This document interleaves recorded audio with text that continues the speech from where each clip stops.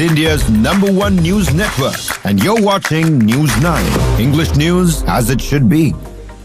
A very good morning. You're watching News 9. I'm Karthik Malhotra. This is Morning Brief at 9. First up on the show, we will bring you the fact that India has not dropped the ball on its agri and dairy protection when it comes to US tariffs.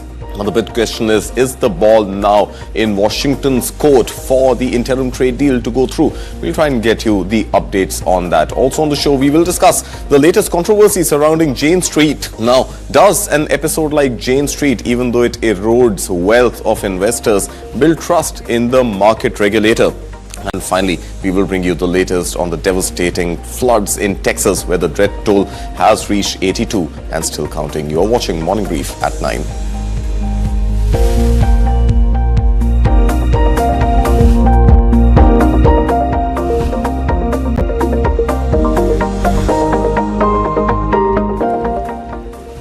This is Morning Brief at 9. First up, let's bring you the headlines that we're tracking for you this Monday morning. At the BRICS Summit, Prime Minister Modi says Global South faces double standards and only token gestures on climate finance and development. Calls for inclusive growth and stronger BRICS cooperation. Meanwhile, BRICS leaders warn Trump's unilateral tariffs threaten global trade, supply chains and economic stability ahead of the August 1st deadline. India takes a firm stand on agriculture and dairy as July 9th tariff deadline nears. Final call now rests with the United States on the interim trade pact.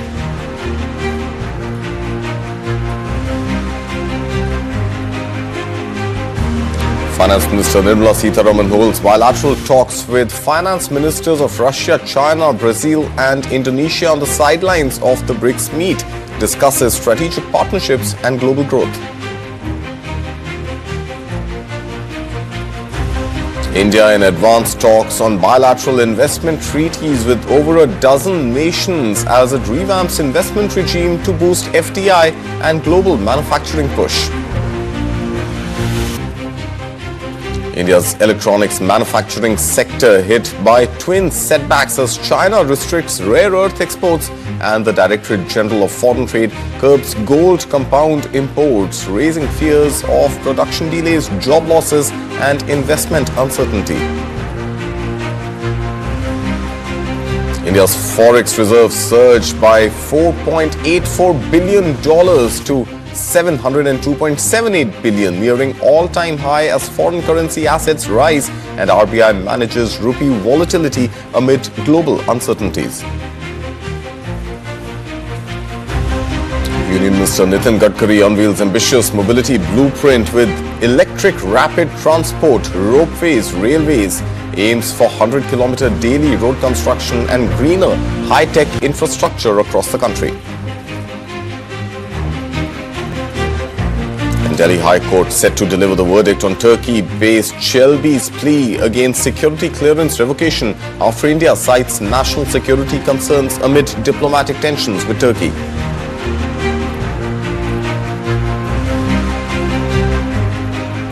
We start at the 17th BRICS Summit held in Rio de Janeiro. Prime Minister Narendra Modi made a strong appeal for the Global South, accusing the developed world of offering nothing more than token gestures on critical issues like climate finance, sustainable development and technology access. In a sharp rebuke, Prime Minister Modi said the Global South continues to face double standards, whether in the distribution of resources, development priorities or security concerns. His remarks expressed growing frustration among developing nations over unmet promises and lopsided global governance. Now, speaking to leaders of the expanding BRICS bloc, Modi emphasized that India remains fully committed to working constructively with its partners and sees it as a responsibility to rise above national interests in pursuit of broader humanitarian goals. Touching on the recent expansion of BRICS, the Prime Minister said the inclusion of new members is clear proof that the grouping has the ability to adapt and evolve with time. The summit took place without the presence of two key leaders, Chinese President Xi Jinping and Russian President Vladimir Putin, who skipped the high-level gathering in the Brazilian coastal city.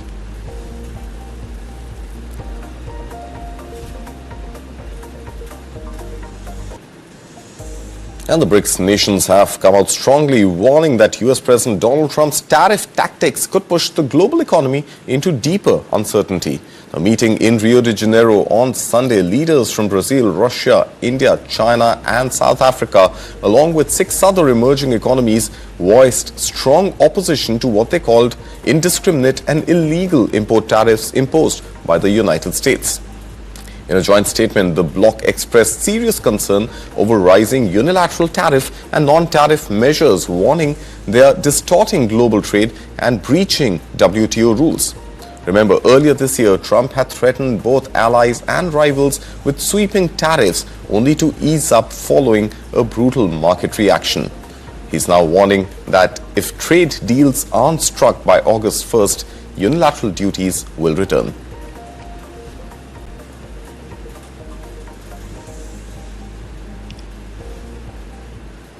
And as the July 9th deadline looms, all eyes are on the United States to respond to India's firm stance on key issues, especially in agriculture and dairy, as both sides try to seal an interim trade pact. The deal is crucial as a collapse in talks could find India dealt with a 26% tariff, dealing finally a blow to Indian exports. Remember, on 2nd April this year, Trump had announced tariffs on dozens of nations as part of what he called Liberation Day tariffs, but paused them for a 90-day period. That pause ends on July 9th. Officials say the deal could still be announced before the deadline, but only if crucial points are resolved, particularly around steel, aluminium, auto components and market access for sensitive sectors for India. India's Commerce Minister Piyush Goyal had made it clear, saying India doesn't do trade deals on deadlines, but only when deals are aligned to national interest. Remember, India has refused to open its dairy sector just as it has in previous pacts. Meanwhile, the US is seeking concessions in sectors like electric vehicles, wines and agriculture produce like apples. India in return is pushing for relief on labor-intensive exports like garments, gems and jewelry, plastics and shrimp. Adding to the suspense, US President Donald Trump last week said letters are being sent to 10 to 12 countries laying out reciprocal tariff terms. Although he didn't name those countries, but hinted that the entire process could wrap by July 9th, with tariffs taking effect now from August 1st. The US, remember, is India's largest trading partner, with goods trade touching $131.8 billion in the year 24-25. India enjoys a $41 billion trade surplus with the US, making it vulnerable to any punitive American action. India also received over $70 billion in foreign direct investment from the United States since the year 2000, making it a key economic partner for India. With time running out and differences still unresolved, the big question now is, will diplomacy win before the deadline, or will tariffs return to haunt India-US trade? Be vocal for local. जो भारत में बनी हुई local goods है, उसको हमें प्राथमिकता देनी चाहिए। और अब तो हमारे लोकल गुड्स पूरे विश्व में जा रहे हैं।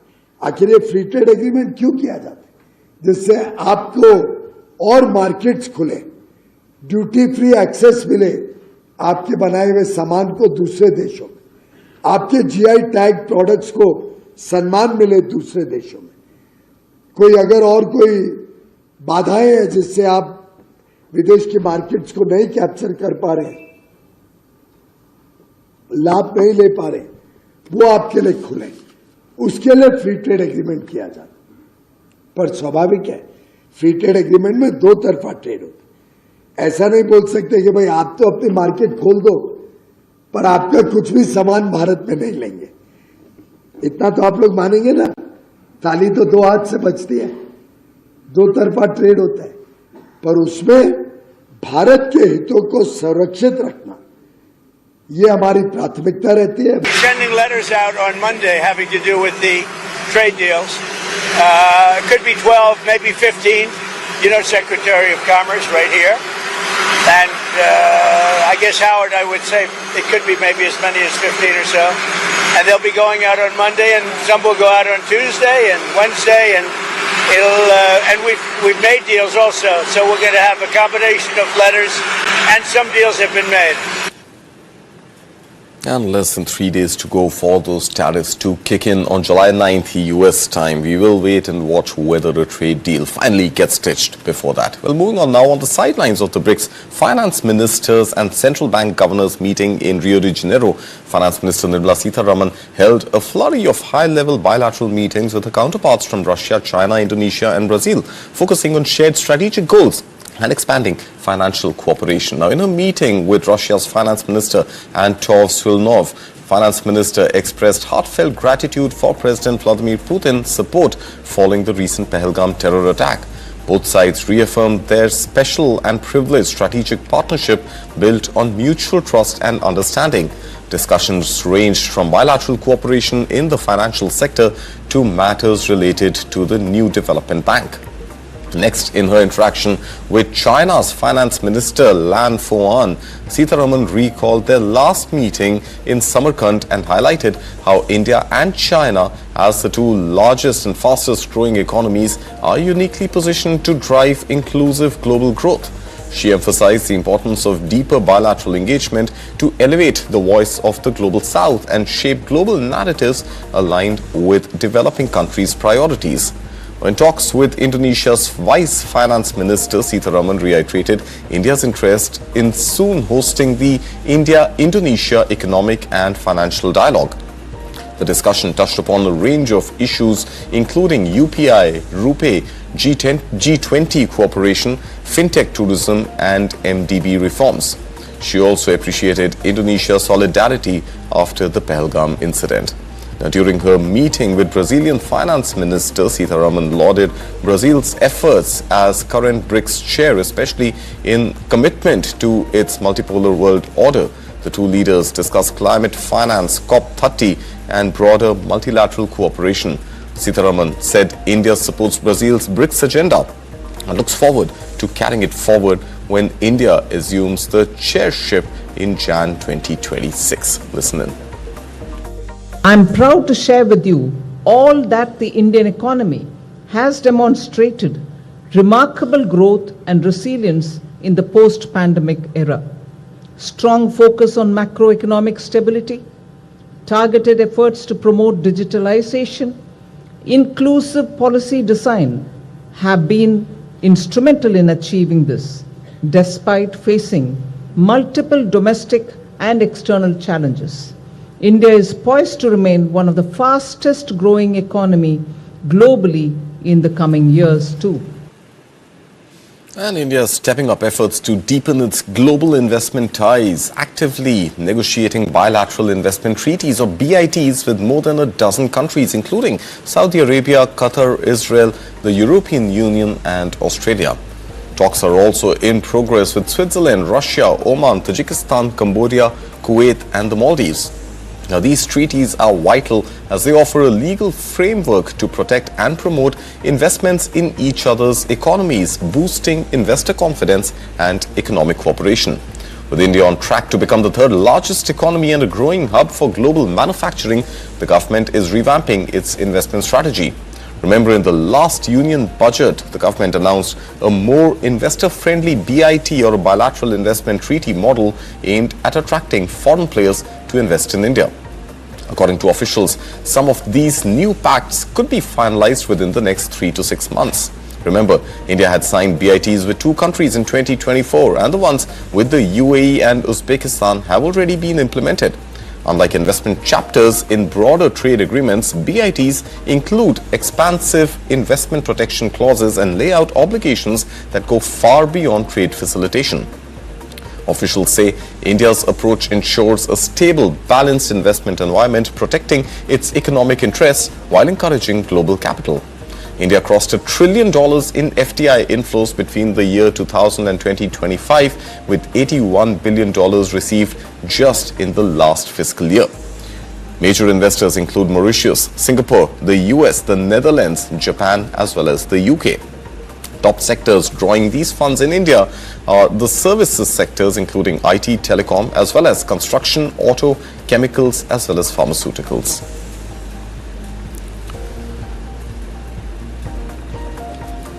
India's electronics manufacturing sector has been hit by a fresh setback, with the Directorate General of Foreign Trade reclassifying gold compounds, including potassium gold cyanide, from the free or restricted.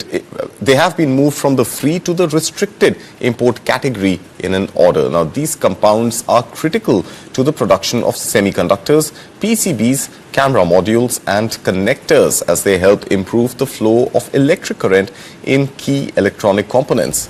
The restriction has already led to customs delays, with consignments being held up, disrupting production lines and supply chains across the industry. Industry bodies are raising red flags, as the India Cellular Electronics Association, or ICEA, has written to the Ministry of Electronics and IT, warning that this unexpected move introduces policy unpredictability and threatens India's efforts to scale up electronics manufacturing.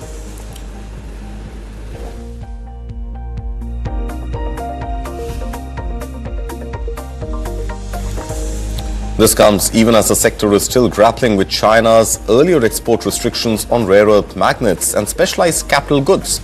Elements like terbium and dysprosium, essential for high-performance NdFeB magnets used in consumer electronics, EVs and medical devices, were placed under strict licensing by Beijing in the month of April.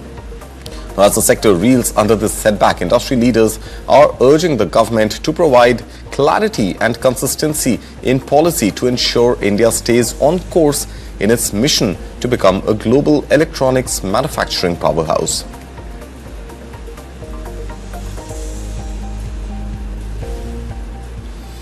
India's foreign exchange reserves are back near record levels, according to the Reserve Bank of India. Forex reserves jumped by as much as almost $5 billion to reach over $702 billion in the week ending June 27th, nearing the all-time high of close to $705 billion recorded in the month of September 2024.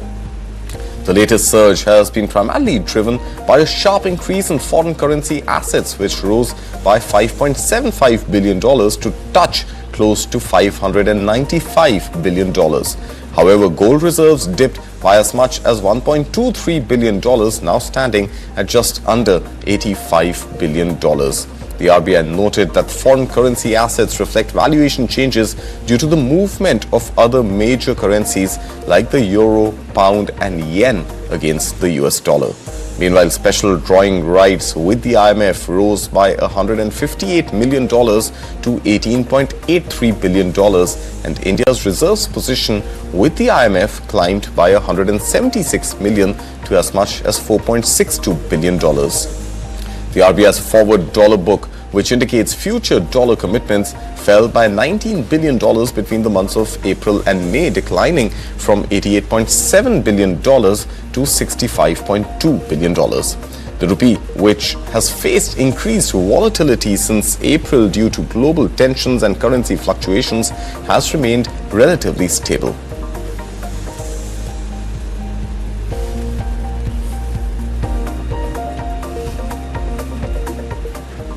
Union Minister Nitin Gadkari has unveiled a new vision to transform India's mass mobility with next-gen solutions like electric rapid transit, hyperloop systems and ropeways in remote areas. Speaking to the Press Trust of India, he said India aims to build 100 kilometers of roads daily and upgrade 25,000 kilometers of highways from 2 to 4 lanes. Projects worth 200 to 5,000 crore rupees, including funicular railways, cable cars and electric buses with executive class amenities. A 135-seater electric bus pilot is underway in Nagpur, with similar buses planned on major intra-city routes. Gadkari revealed that 11 auto giants, including Tata Motors, Toyota and Mahindra, are developing flex fuel vehicles to cut fuel imports. He also highlighted plans for 670 world-class highway amenities. AI-based safety tools, and a tree bank to promote green transport. With national highways expanding 60% since the year 2014 and new tech-driven models being adopted, Gadkari said India's roads will soon rival US standards, lowering logistics costs and boosting job creation while creating pollution and cutting pollution and fuel bills.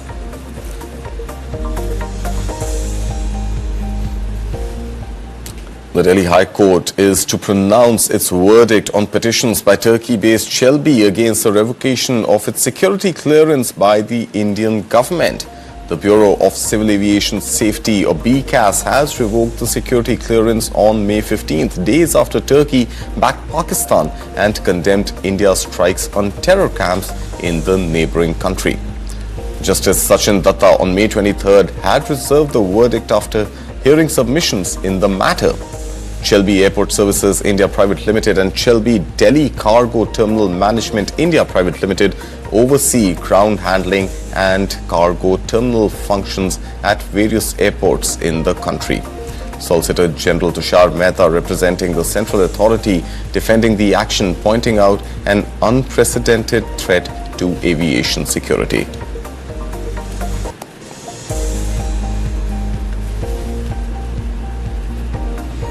Time for a short break, but coming up on the other side, we will get a mood check on Indian markets and also understand that does an episode like Jane Street's market manipulation while eroding investor wealth also build confidence in the market regulator? That and more on the other side of the break. You're watching Morning Brief at 9.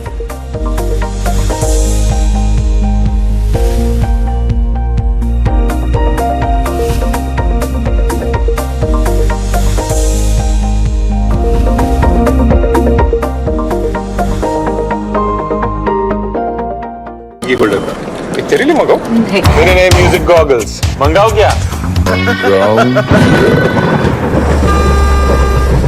ये नई गाड़ी cup holder है ठोकी भी रख सकते हैं music भी सेविंग्स की विद्या तो कोई तुझसे सीखे कुछ बड़ा बनाना है तो पहले बचाओ फेडरल बैंक से रिश्ता बनाओ पढ़ता है खेलता है झूलता उछलता है दौड़ता कभी कभी दौड़ कराता है आगे आगे बढ़ता है इंडिया अमूल दूध पीता है India sir dry berry pulao too good good no Hey, why are you giving him such looks?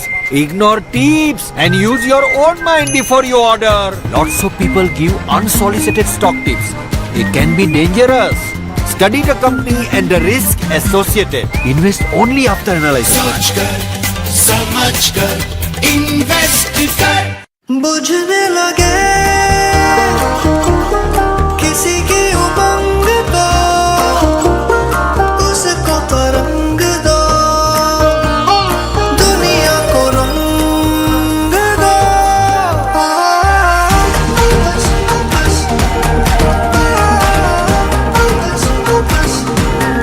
दुनिया को रंग दो बिरला ओपस पेंट्स एक 12 नंबर पड़ा क्या उधर कहाँ खोया रहता है भाई हमेशा मोबाइल में घुसा रहता है आपकी महबूबा देख रहा हूँ ये सब क्या है भैया हाँ क्या बाइक थी यार रिंच एकदम हाँ क्यों नहीं होगी भाई बाइकर बनने का सपना जो था फिर ये डुगडुगी गई कहाँ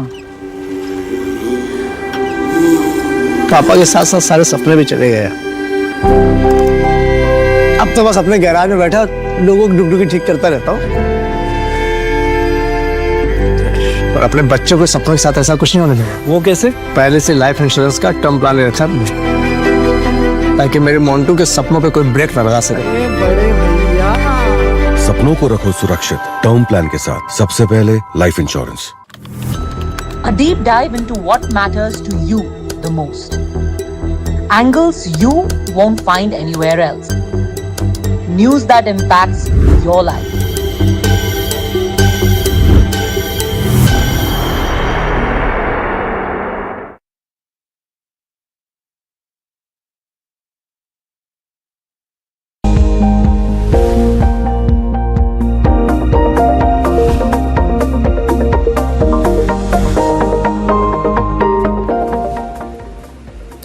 back. You're watching Morning Brief at 9. Let's bring you a mood check of the markets. Let's begin first with Asia. And it doesn't seem to be a great day for trade this morning, not just in Asia, but even India, which has opened flat. We'll come to India in just a bit, but Asia not looking good this morning. Hong Kong's Hang Seng is down about 1/3 of a percentage point. Meanwhile, Taiwan is hit as much as almost 3/4 of a percentage point in early trade this morning. Look at the Shanghai Composite Index, down about 1/5 of a percentage point.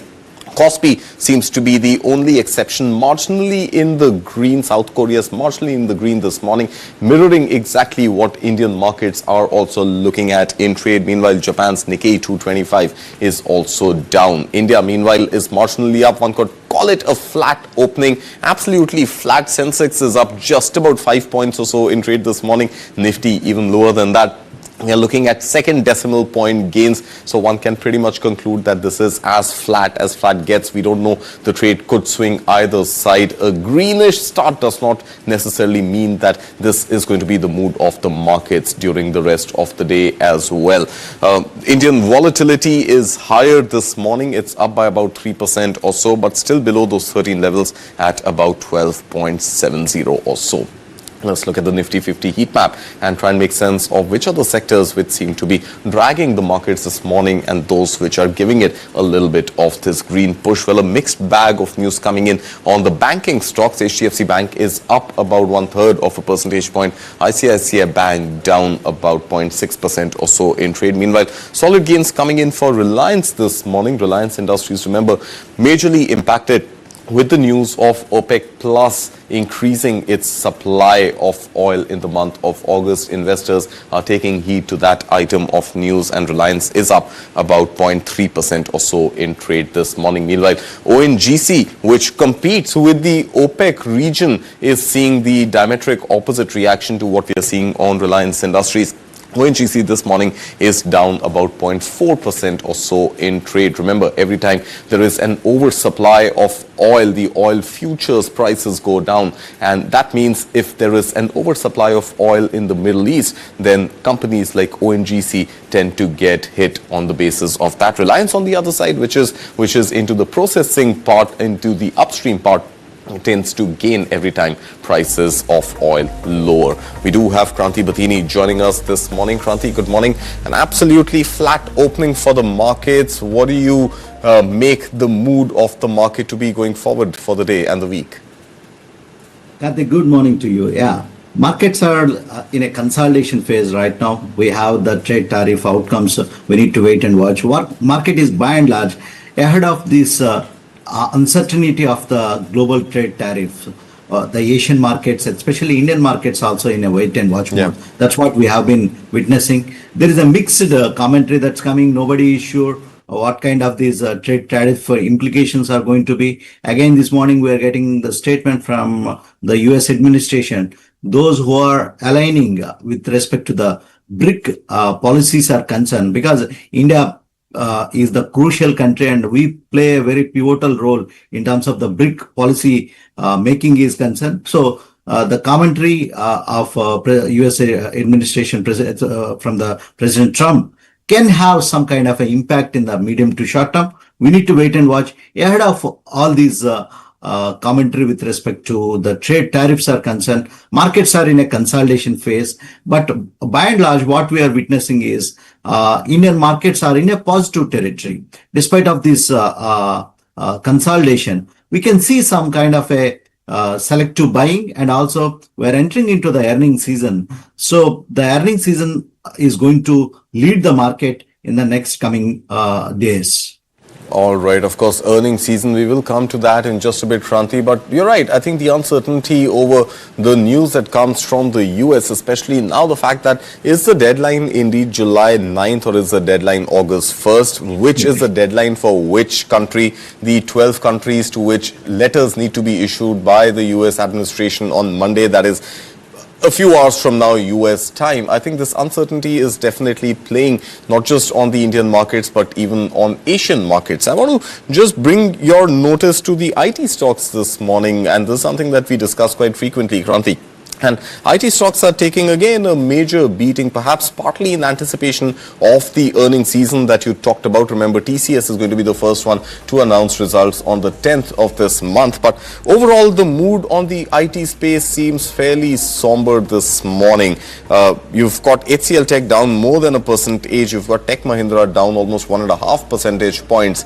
Kranti, what do you make of the stress in the IT pack right now?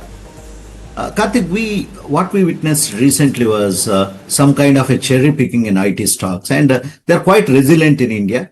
But the policy uncertainty of US and US growth worries have been having a lingering impact on US, lingering impact on especially the Indian IT companies are concerned. That's where the overhang is coming for these IT companies. But in a medium to short term, there can be some kind of a knee-jerk kind of a reaction for IT companies, but for the longer term investment horizon is concerned, any dip in these IT companies, one can do the cherry picking in these IT companies for a longer term perspective. But medium to short term, the entire episode of overhang about the policy making and also the Federal Reserve rate and also the US growth concerns going to have some kind of a lingering impact on these stocks in the medium to short term.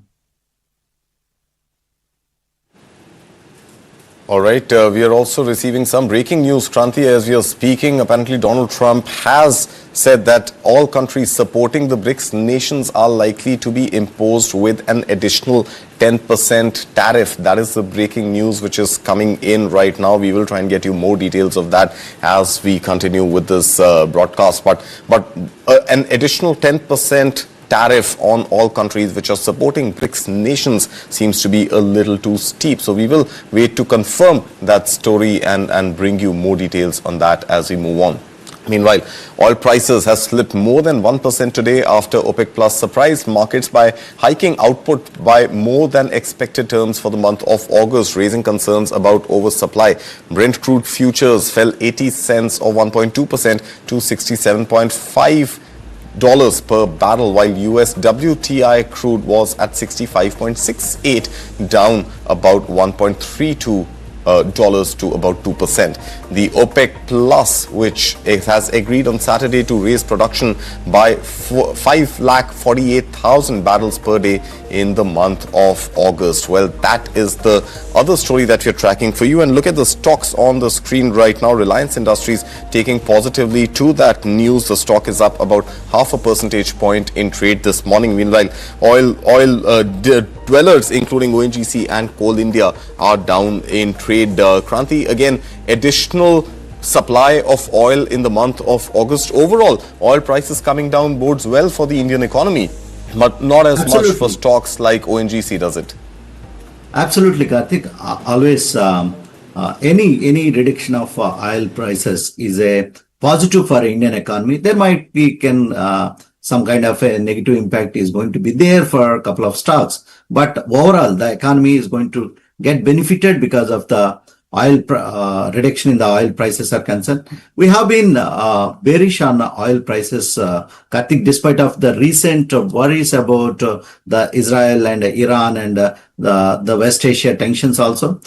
We thought the spurt in the oil prices are temporary. Thanks to the de-escalation of global geopolitical issues. That's where the oil prices are coming back to the comfortable levels, which is most favorable for an economy like India.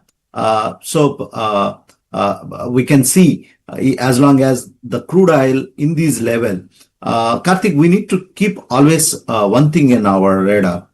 The depressed oil prices, that means the too much downtrend in the oil price is also not good for the Indian economy. And at the same point of time, too much high prices also not good for the Indian economy. When the oil prices are at a depressed price, that means it shows the worrying factors of the global growth concerns are concerned. So which is not good for the market at some point of time. At the same point of time, high global crude oil prices also going to have a negative impact on the Indian market. So the range for the crude oil can be around $60 per barrel, which is convenient for the Indian economy by and large.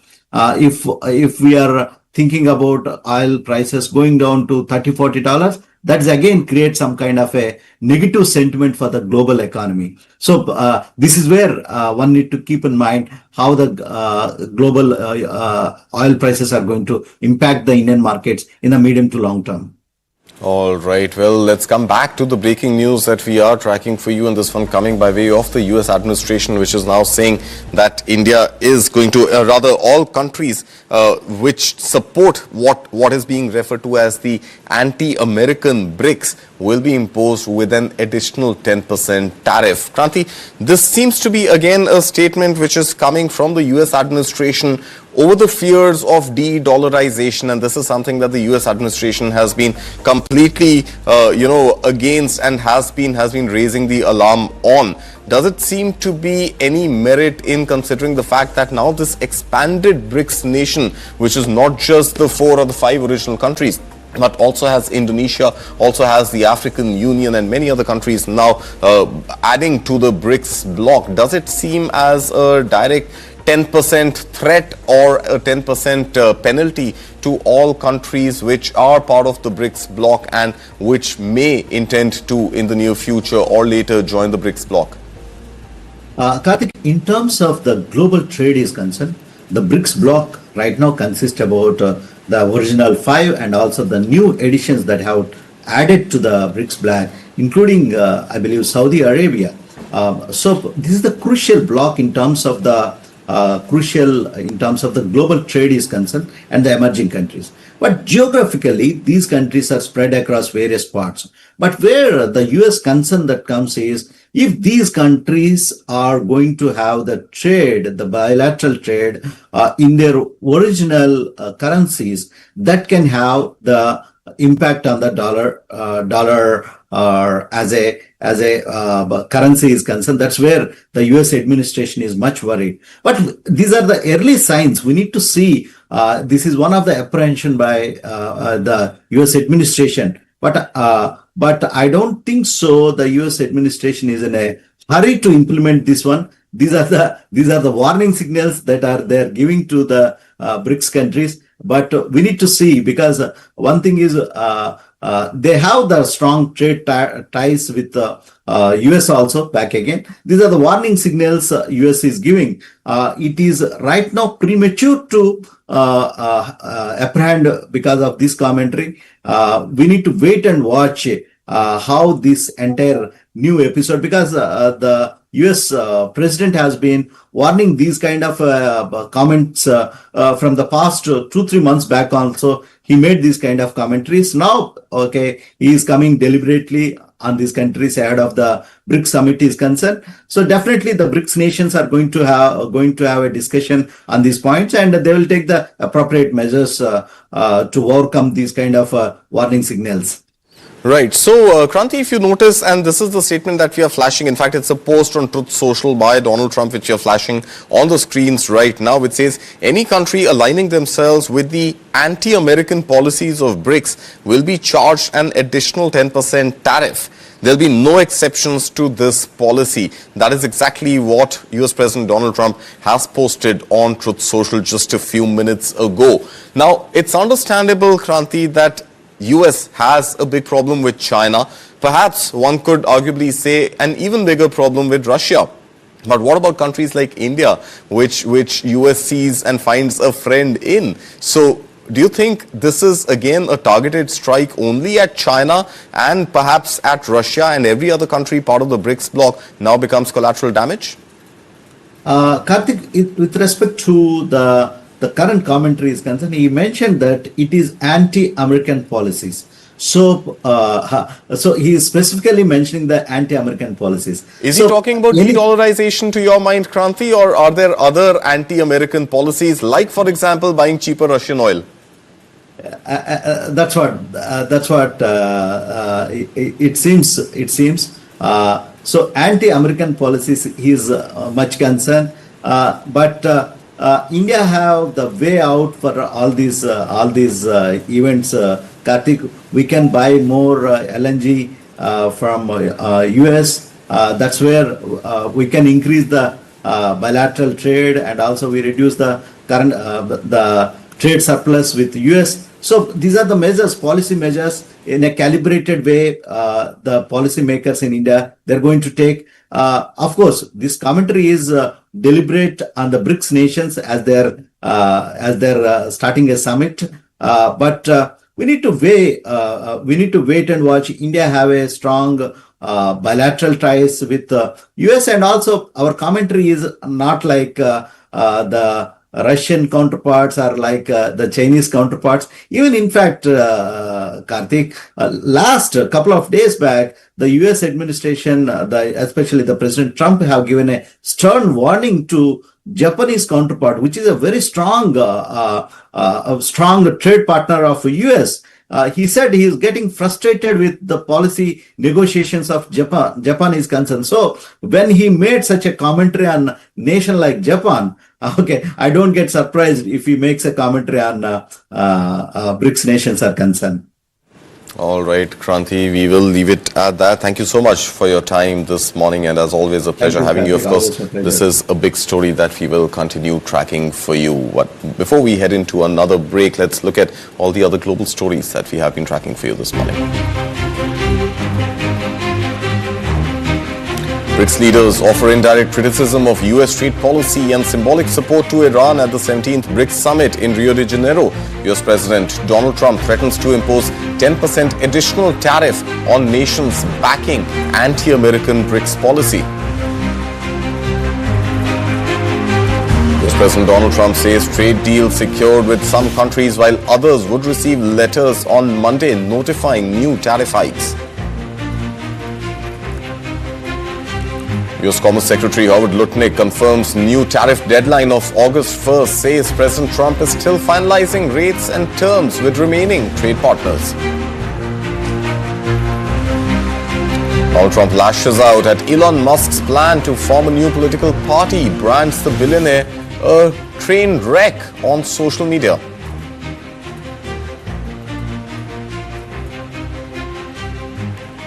Meanwhile, Elon Musk warns that US President Donald Trump's sweeping tax and spending bill could bankrupt the country, deepening his break with the administration he once supported. Death toll in Texas flash floods rises to 82 on Monday. President Trump called the disaster a 100-year catastrophe. Air cargo volumes from Asia witnessed sharp decline in June as US ends tax-free exemption on low-value packages from China. Air France KLM plan to boost stake in Scandinavian airline SAS to 60.5% as airline consolidation picks up across Europe's fragmented market. China spares major European cognac producers from brandy tariffs of up to 35%, even as tensions persist with the EU over electric vehicle duties. These stories on the other side of the break. You're watching Morning Brief at 9.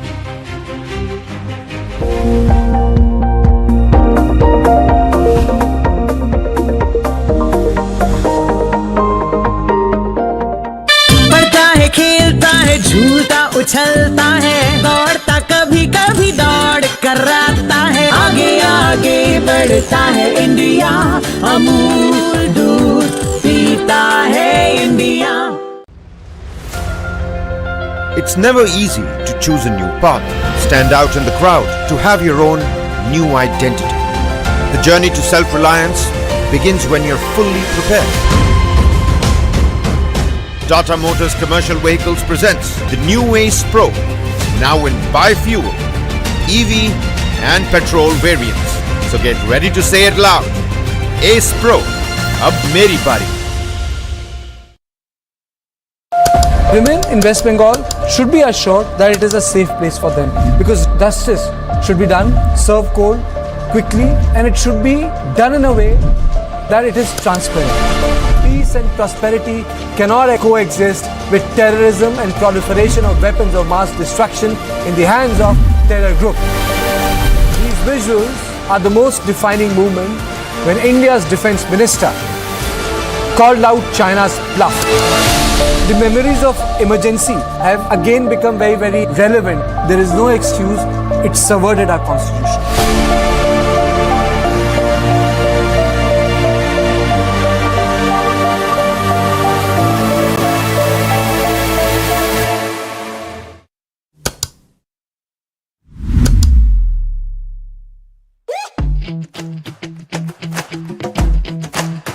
Every brand tells a story.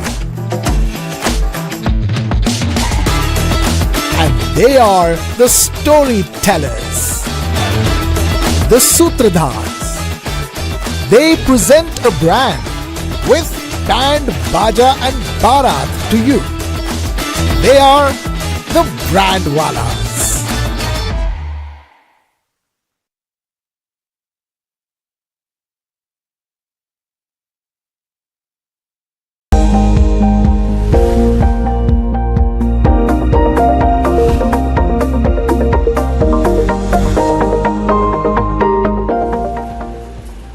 Back. We are tracking all the latest developments when it comes to US tariffs right here on Morning Brief at 9. US President Donald Trump has issued a warning for BRICS member countries, saying that any nation that aligns itself with what he calls anti-American policies of the BRICS bloc will face an additional tariff of 10%. Posting on his Truth Social platform, Trump said that countries aligning themselves with the anti-American policies of BRICS will be charged an additional 10% tariff. Trump offered no further explanation on what he meant by anti-American policies in his post. Leaders of the BRICS grouping of emerging economies issued a strong statement on Sunday criticizing rising unilateral trade measures and recent military actions in West Asia. The 11-nation bloc comprising Brazil, Russia, India, China, South Africa and others voiced serious concerns over the growing use of import tariffs, which they say could damage the global economy. While the statement avoided mentioning US President Donald Trump directly by name, the criticism was widely seen as a response to his escalating tariff threats and pressure on trade partners. The leaders also offered symbolic support to Iran, condemning recent Israeli-US airstrikes targeting Iranian nuclear and military strikes. And staying with US trade and tariffs, US President Donald Trump said on Sunday that Washington had reached trade agreements with some partners, while letters would soon be sent to others informing them of increased tariff rates. Commerce Secretary Howard Lutnick confirmed that the higher tariffs would take effect on 1st of August, though Trump is still finalizing the details of both the rates and the deals. Remember, back in April, US President had unveiled a 10% base tariff with potential surcharges up to 50%. While the original plan set July 9th as the deadline, most countries were granted a delay, now effectively extended by another 3 weeks. This according to Commerce Secretary Howard Lutnick. Listen in. Sending letters out on Monday having to do with the trade deals. Could be 12, maybe 15. Secretary of Commerce right here. And I guess, Howard, I would say it could be maybe as many as 15 or so. And they'll be going out on Monday, and some will go out on Tuesday and Wednesday, and we've made deals also. So we're going to have a combination of letters, and some deals have been made. But they go into effect on August 1st. The tariffs go into effect August 1st, but the president is setting the rates and the deals right now. Well, the president is right in the midst of discussing all sorts of deals with all sorts of countries, and the gentleman to my right is going to decide, and I'm going to be with him when he makes that decision. And US President Donald Trump has lashed out at billionaire Elon Musk on Sunday, calling his move to launch a new political party ridiculous and branding him a train wreck.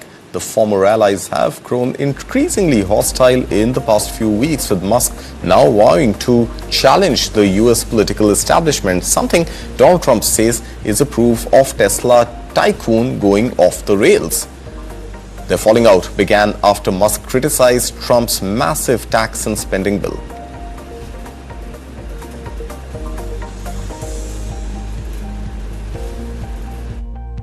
I think it's ridiculous to start a third party. We have a tremendous success with the Republican Party. The Democrats have lost their way, but it's always been a two-party system. And I think starting a third party just adds to confusion. It really seems to have been developed for two parties. Third parties have never worked. So he can have fun with it, but I think it's ridiculous. Meanwhile, billionaire Elon Musk has broken ranks with US President Donald Trump, warning that the administration's sweeping tax cut and spending bill could bankrupt the country. The comment came on social media platform X in response to a user asking about Musk's apparent shift in tone towards the US president. Donald Trump, remember, signed the bill into law on July 4th, calling it his big, beautiful solution for America's economy.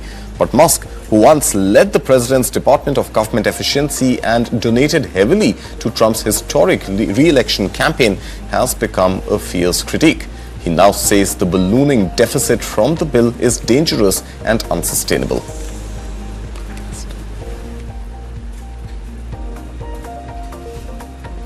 Well, the death toll in central Texas flash floods on Monday went up to 82 as rescue teams continued urgent search efforts to locate dozens of missing people, including children. US President Donald Trump said he would probably visit the region on Friday, while dismissing criticism that his administration's cuts to forecasting and emergency agencies weakened local response systems.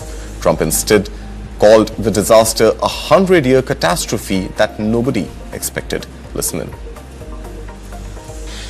Thank you very much. We've been in touch with Governor Abbott and very close to Governor Abbott and everybody in Texas. Kristi Noem has, as you know, been there and will continue to be there. And we're working very close with representatives from Texas, and it's a horrible thing that took place. Absolutely horrible. Just say this is a 100-year catastrophe, and it's just so horrible to watch.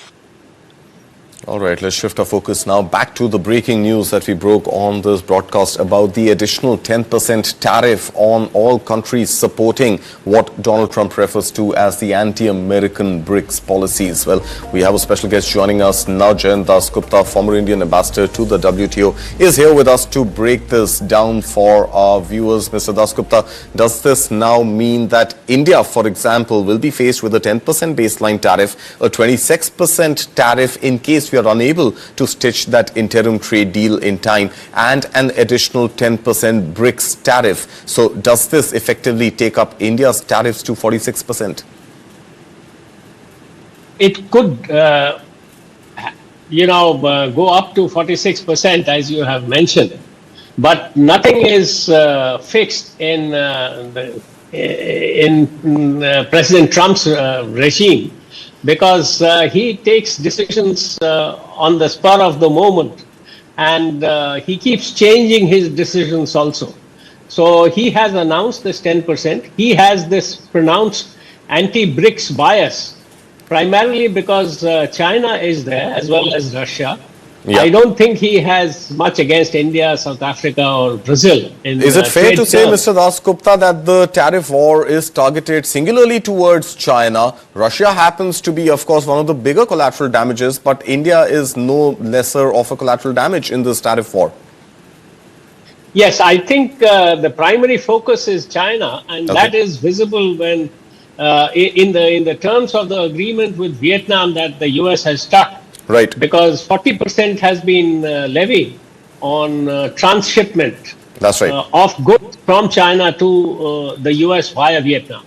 What are the other challenges that you feel, sir, Donald Trump faces against the BRICS bloc? Is it de-dollarization, or is it Russian oil imports, which could likely undermine the oil imports from US potentially?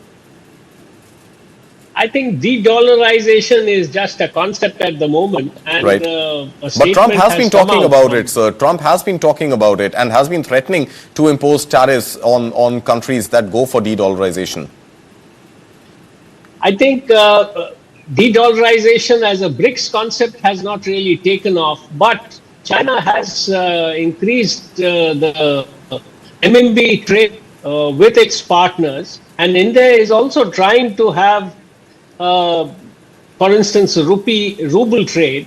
Right. And with the UAE, it is also exploring avenues of introducing a bilateral currency trade.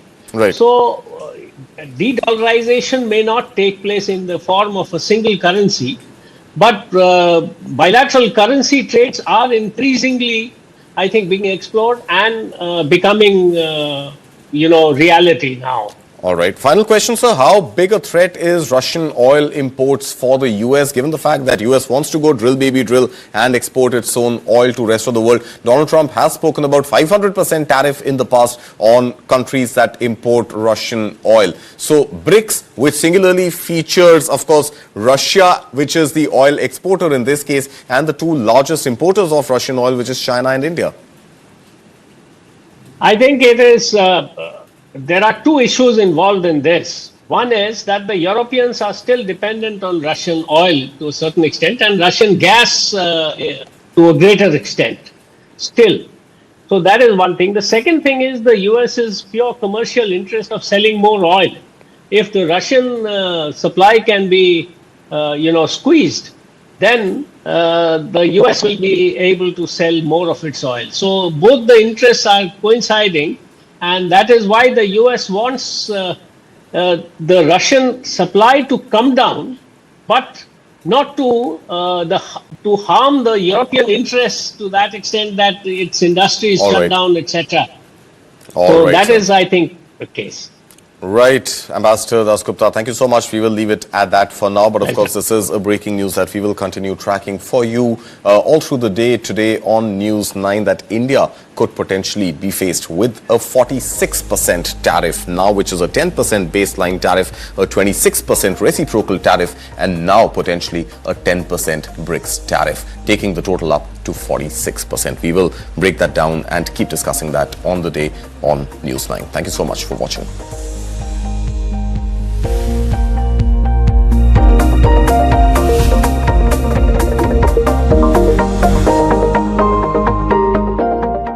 What is to the nines? In literal terms, it's perfection.